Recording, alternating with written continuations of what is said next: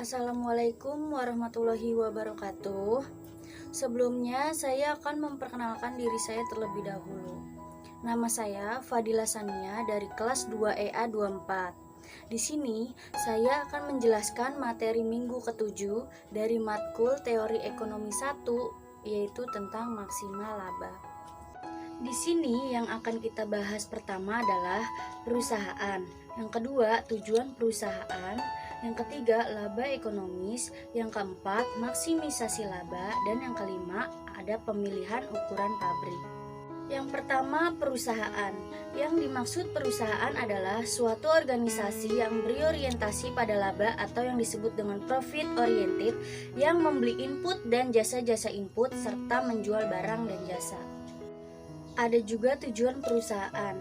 1. Perusahaan diasumsikan akan selalu berusaha memaksimumkan labanya atau disebut profit oriented. Yang kedua, keputusan-keputusan perusahaan yang berkaitan dengan harga, output, input, dan faktor-faktor lainnya mencerminkan usaha untuk mencapai laba yang paling tinggi.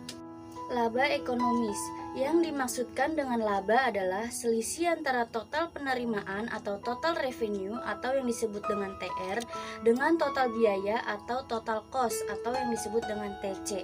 Yang kedua, biaya terdiri dari biaya eksplisit dan biaya implisit. Kaidah laba maksimum. Yang pertama ada kaidah jangka pendek.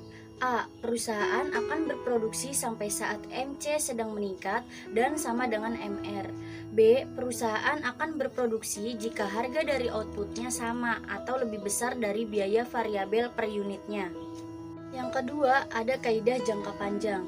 A. Perusahaan akan menentukan ukuran pabrik yang biaya produksinya minimal.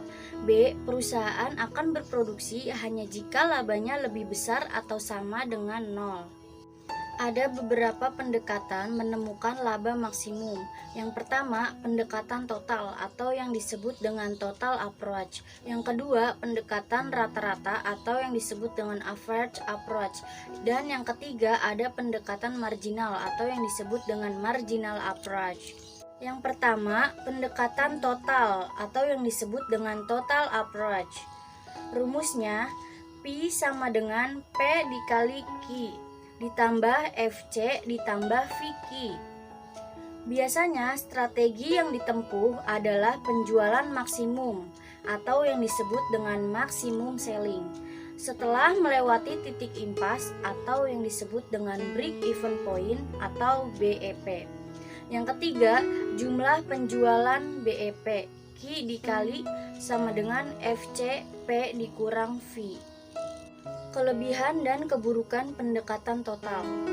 Kelebihannya adalah perhitungannya mudah, sedangkan keburukannya, pertama, dalam praktek agak sulit memisahkan biaya tetap dan biaya variabelnya. Yang kedua, mengabaikan gejala hukum penambahan hasil yang semakin berkurang. Yang kedua, ada pendekatan rata-rata atau yang disebut dengan average approach. 1. Laba per unit ditemukan dengan membandingkan antara harga atau yang dilambangkan dengan P dengan biaya per unit atau yang dilambangkan dengan AC. 2. P per unit sama dengan P dikurang AC. 3. P total sama dengan P dikurang AC dikali Q.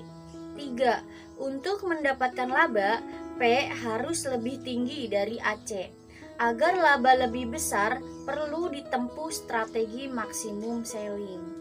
Pendekatan marginal atau yang disebut dengan marginal approach. 1.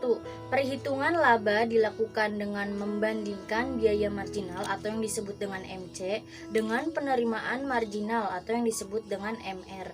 2. Laba maksimum atau kerugian minimal dicapai apabila MC sama dengan MR. Fungsi MR. MR merupakan turunan pertama TR. TR sama dengan P dikali Q. Q sama dengan 100 dikurang 2P, maka P sama dengan 50 dikurang 1 per 2Q. TR sama dengan 50 dikurang 1 per 2Q dikali Q. TR sama dengan 50Q dikurang 1 per 2Q kuadrat. MR sama dengan DTR per deki sama dengan 50 dikurang Ki. Dan yang terakhir, pemilihan ukuran pabrik. Perusahaan akan memilih suatu kapasitas pabrik untuk meminimumkan biaya dalam memproduksi suatu tingkat yang diinginkannya dalam jangka panjang.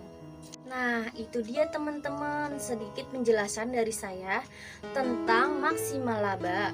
Semoga video ini bermanfaat untuk teman-teman.